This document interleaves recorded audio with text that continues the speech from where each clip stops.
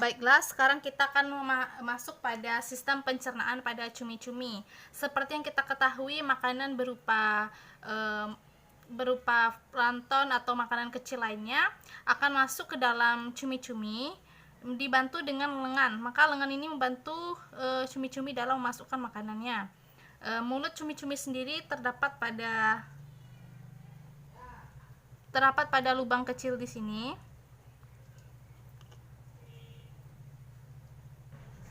Jika kita buka, nah lubang yang kecil seperti ini, maka ini disebut dengan lubang cumi-cumi. Jika kita tunjukkan dengan pentul, nah yang itu. Jadi lubangnya itu kecil, namun otot pada cumi-cumi akan memungkinkan makanan akan masuk ke dalam lubang ini sehingga bisa melebar.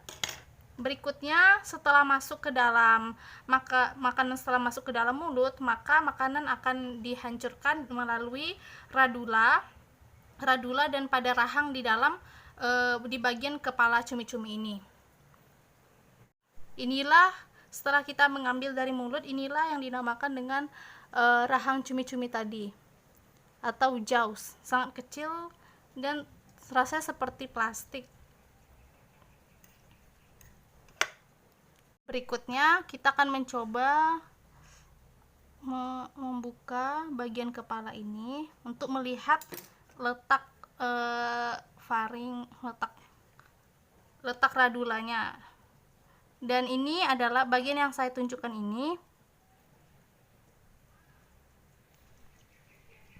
Bagian yang saya tunjukkan ini merupakan radulanya, di mana makanan akan dicerna dengan cara seperti ditusuk-tusuk nantinya, sehingga makanan akan menjadi setengah halus nantinya. Nah, setelah masuk dari radula, setelah dicerna oleh radula, maka makanan akan masuk ke dalam tenggorokan bagian sini. Setelah di tenggorokan, makanan akan masuk melalui kerongkongan. Jadi sistem cumi-cumi itu memasukkan potongan makanan itu tidak besar karena sistem pencernaannya sendiri itu mengelilingi otak. Jadi yang di bagian tengah ini, bagian yang saya tunjuk ini adalah bagian otaknya. Jadi makanan yang dimasukkan itu dalam potongan yang kecil-kecil, karena jika dengan potongan besar maka akan merusak otaknya. Setelah dari kerongkongan maka akan ada kerongkongan atau esofagus, maka akan ada kelenjar yang akan dikeluarkan, kelenjar ludah, di mana kelenjar ini akan dicampur bersama makanan setengah halus tadi. Setelah memasuki kerongkongan, maka makanan akan masuk ke dalam lambung, di sini.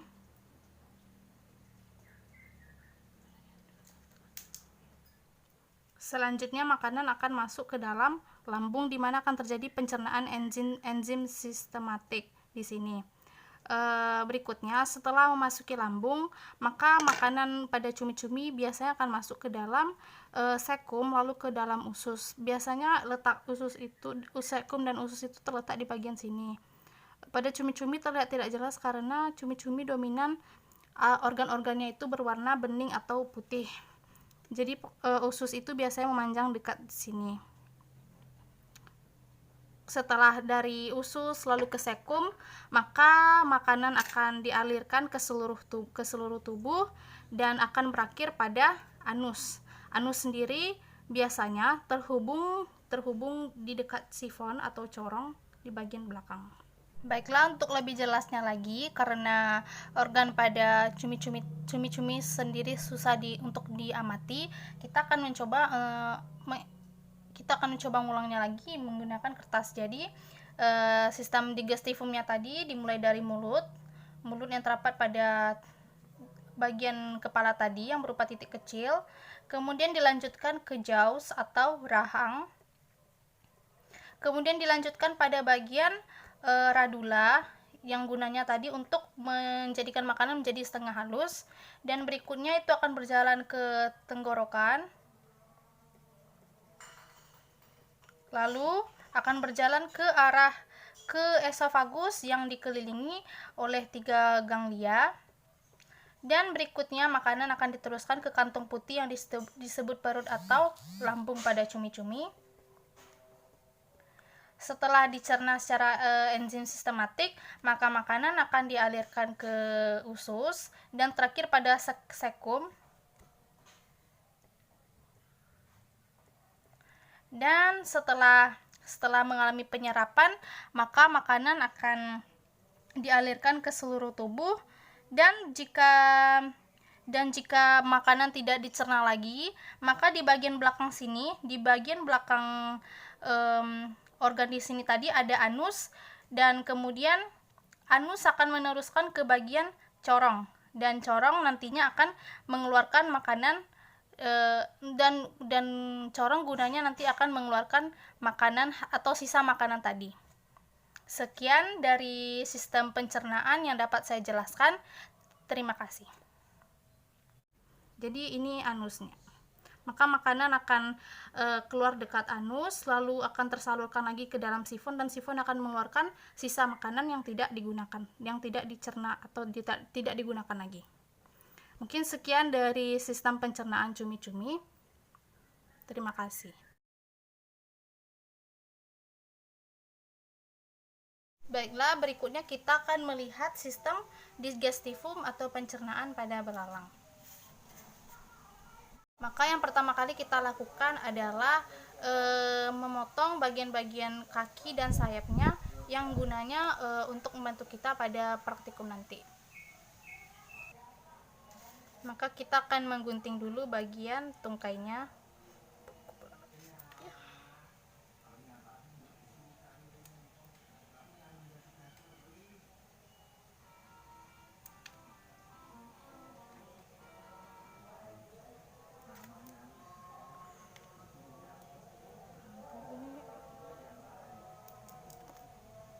Juga bagian sayapnya.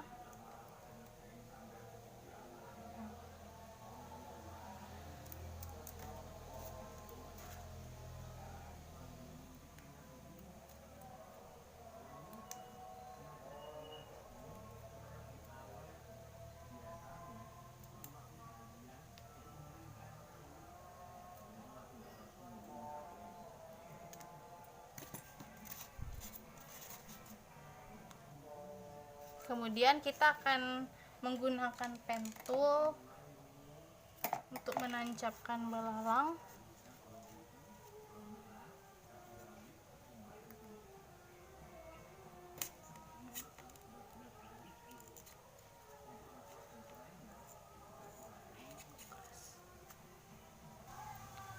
Perlu kita ketahui sistem respirasi belalang biasanya terdapat di bagian samping, sistem sirkulasinya biasanya terdapat di bagian atas, pencernaan di bagian tengah, dan saraf biasanya lebih terlihat di bagian bawahnya. Yang pertama kita akan mulai membedahnya dari bagian samping agak ke atas.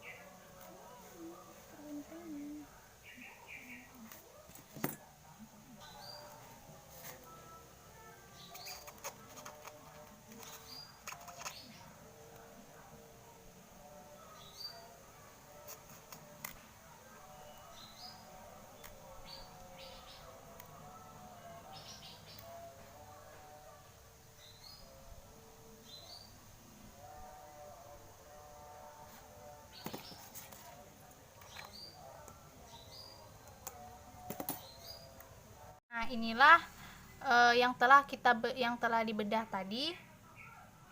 Karena saya mendapatkan karena di sini ada kuning-kuning, ini merupakan sel telur, artinya yang saya dapatkan ini adalah belalang betina.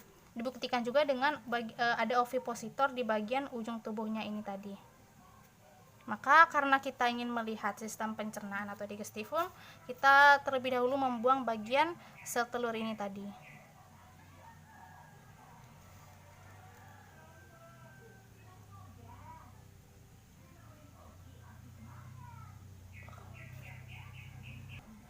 Jadi karena ini belalang betina sedikit sulit karena banyak lemak-lemak sama sistem respirasi dan sel-sel telur yang melekat pada bagian tubuhnya. Jadi untuk melihat sistem pencernaan lebih jelas, kita perlu membuang bagian-bagian yang kuning ini terlebih dahulu.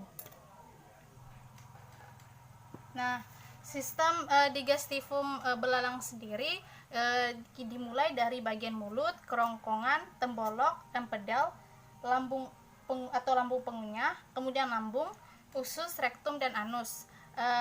Di bagian depan belalang ini tadi ada bagian mulutnya, dimana yang telah dijelaskan tadi. Bagian mulut itu terdapat bibir yang fungsinya sebagai alat pengecap, di mana ada rahang bawah yang punya gigi tajam untuk mengunyah makanan, lalu rahang atas yang punya sepasang gigi besar untuk memotong daun. Lalu ada juga bagian bibir atas atau labrum dan bibir bawah atau labium. Sistem pencernaan belalang sendiri terbagi 3, yaitu foregut, sistem pencernaan atas, midgut, sistem pencernaan tengah, dan hindgut atau sistem pencernaan di bagian belakang.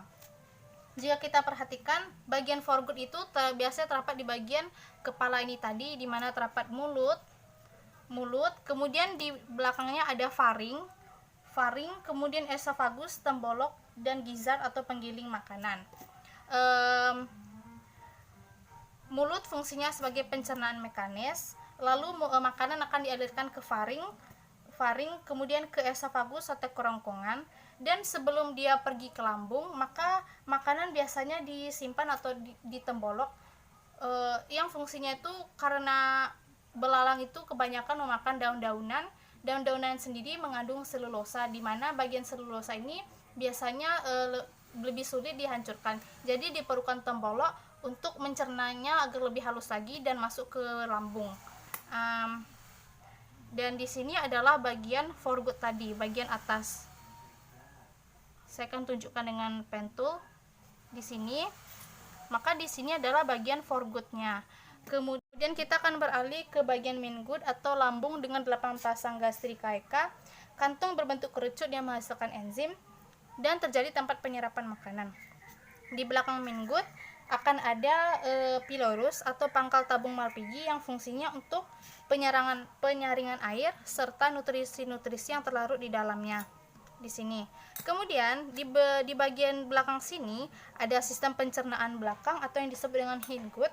Di hindgut ini terdapat ileum atau usus penyerap, rektum, dan kloaka atau anus. Bagian sini, di mana ileum akan menyerap air dan amonia, rektum akan menyimpan sisa makanan, sisa pencernaan tadi yang telah berbentuk feses, dan sebelum dikeluarkan ke bagian anus yang berada di dekat ovipositor ini tadi.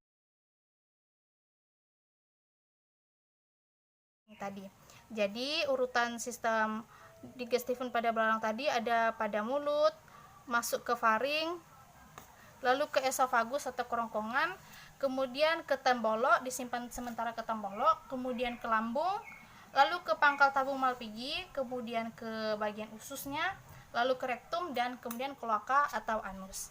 Demikianlah sistem pencernaan atau digestifum pada belalang yang dapat saya jelaskan. Terima kasih atas perhatiannya.